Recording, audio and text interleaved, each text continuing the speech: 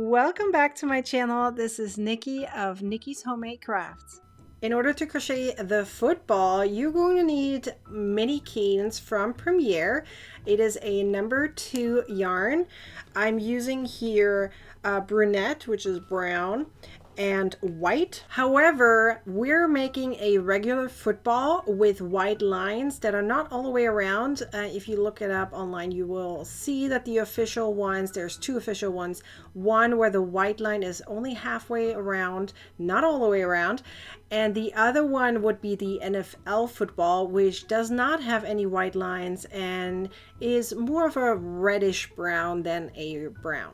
So we're going to make the regular football versus the NFL style football. So you're also going to need some polyfill, a number 3 or 2.5 millimeter hook, depending on your tension. If you want it really tight, go a little bit down in hook size. And you also need a pair of scissors and a tapestry needle.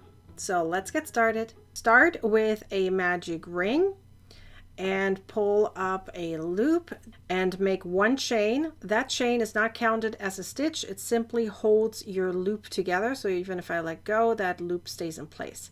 Little tip on the side, I like to put my ring finger into the loop, which kind of provides some tension and therefore make it easier for me to add my stitches. Now we're going to add 6 single crochet stitches into the ring.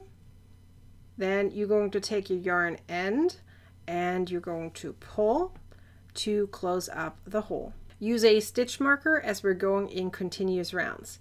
A little heads up, this is brown, so it's going to make it a little harder to see. But remember, we have a written pattern. So I'm going to use my yarn end here as my stitch marker. You're going to crochet 2 single crochets per stitch all the way around. At the end of the round, move up your stitch marker and you're going to crochet 1 single crochet in the first stitch and then 2 single crochets in the second stitch.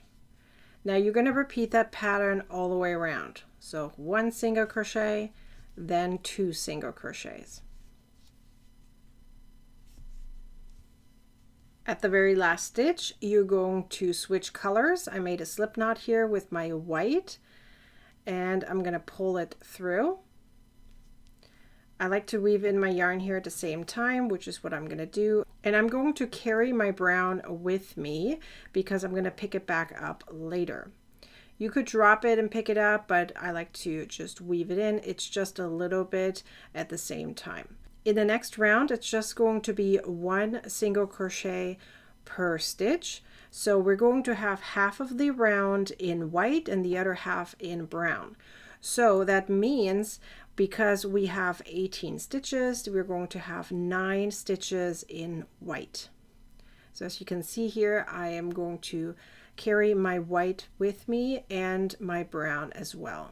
Once I reach my 9th stitch, which is this one right here, I'm going to drop my white. I'm going to cut it too, but not in this moment. And now I'm going to finish up that stitch in brown. Pull your white a little bit, especially the one that you just used. And now continue on in the brown. I'm going to do a couple stitches here. And now I'm going to stop for a moment. I'm going to cut my white. And I'm going to take my 2 white pieces here and I'm going to make a knot. You don't have to cut the yarn too much or weave it in because it's going to be on the inside anyways. So I'm going to make a knot right here. I like to make a double knot so that way my yarn does not come undone. And now I'm going to cut my yarn a little bit just so that it doesn't bother me as I crochet. Now we're going to continue on crocheting in the brown. Again, 1 stitch per stitch. At the end of the round, move up your stitch marker. And now you're going to crochet rows 5, which is what you're starting right now, until row 11 in just brown, 1 stitch per stitch. Once you've finished rows 5 and through the 11 in just single crochet stitches, you're going to move up your stitch marker and we're going to crochet 1 single crochet in brown The reason we're doing a little bit of a shift is because we want to make sure our white is lined up. So we have to do one little shift here. So we're going to do one single crochet in brown and then switch colors. So again, just like before, you make a slip knot with the white, you pull it through. You're going to carry your brown and your end of the white yarn at the same time. And again, you're going to crochet 9 single crochets in white, and then you switch back to brown. During the 9th stitch, again, you're going to drop your whites and pick up your brown, and you're going to finish up that stitch with brown during the last loop. Now you're going to pull your white a little bit to make sure everything is nice and tight, and you're going to crochet a couple stitches in brown, and then we're going to stop and again cut our white and tie it up. Put your white on the inside. You won't really need it, and I cut it a little bit so that way it's not dangling around. And now we're going to continue on our row in brown. It is still just one single crochet per stitch. Then move up your stitch marker, and now you're going to crochet one single crochet and then one single crochet decrease. The decreases are done in the invisible way, so that way it's not so visible that you're decreasing. So what you're going to do is you're going to go through the front loops of the next 2 stitches that you're decreasing, so like so, and pull your yarn through and then finish it up like a regular single crochet. That's your decrease. Again, the next stitch is a single crochet, and the following stitch again, invisible single crochet decrease. So through the front loops, pull up a loop, finish it up like a regular single crochet. Now do that all the way around. Now you have one more round to go to do decreases. So you have 12 stitches all the way around. That means you're going to do 6 single crochet decreases all in the invisible way. I'm going to do a couple of them, and then I'm going to start stuffing my football before I finish up the round. So here I made 2 invisible single crochet decreases, so my hole is still big enough so I can stuff it, but small enough that it's not going to fall out. So take your polyfill and start stuffing it inside. You can use your crochet hook to kind of push your polyfill inside. And I'm probably going to add a little bit more as I get closer to finishing it. So I made 2 invisible single crochet decreases, so that means I have 4 more to go. Make sure it's nice and tight.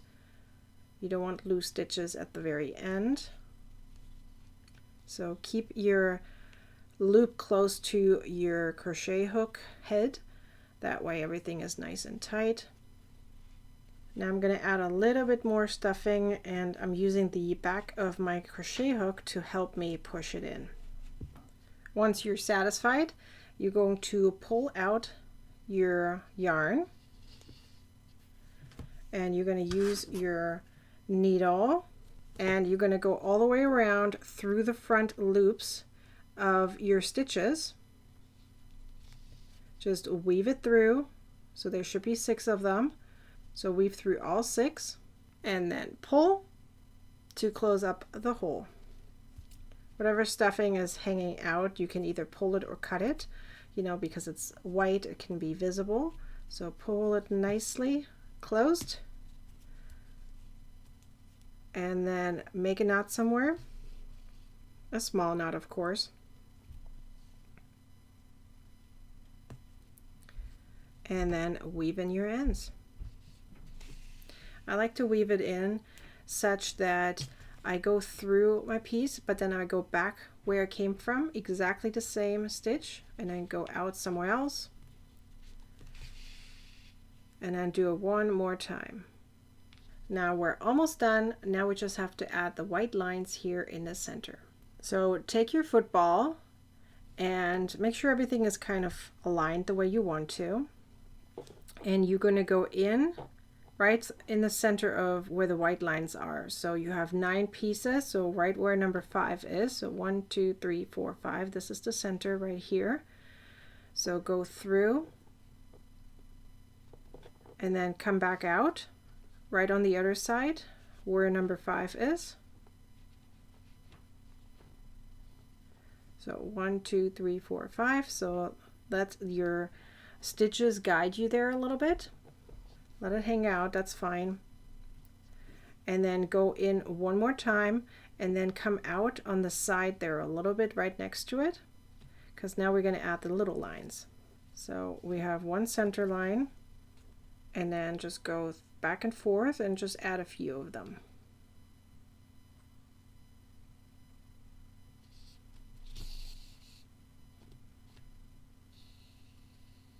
So I added 5, and now I'm going to add a knot right here and weave it in afterwards. So that way it's not shown. The knot is not going to be seen because we're going to pull it in to the center and you won't really see the knot. So I'm just going to pull it through. I'm going to come out over here and pull this knot inwards. You just see it disappear, kind of pull that inward, and now I'm going to do one more time here with the white. And now you finished your football, and you can see that the backside is blank, just like a regular football. Remember that an NFL football does not have the white lines and the brown is a little bit more reddish. So that's the difference between the two footballs. And now you can add a little keychain ring right here so you can attach it to your keychain. In order to attach your key ring to your ball, you're going to need some jewelry pliers. I'm using this type of set. It's already plied open, that little ring. You need to attach this ring to the last chain right here, and then also attach this ring to your ball wherever you want, and then use the pliers to squeeze them together. Once you have it attached like so, you just simply squeeze the ends here together to close them up, and then you're done.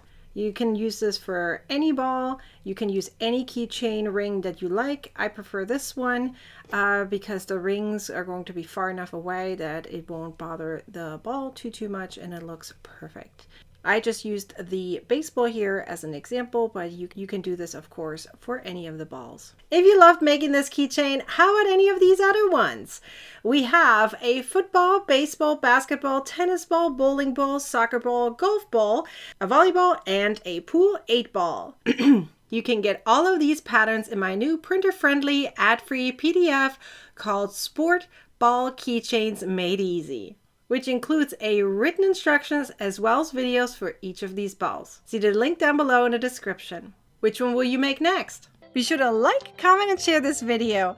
And be sure to subscribe to my YouTube channel and turn on the bell to get a notification next time I publish a video or go live. Now go ahead and watch the next video. You're gonna want to, I promise you do.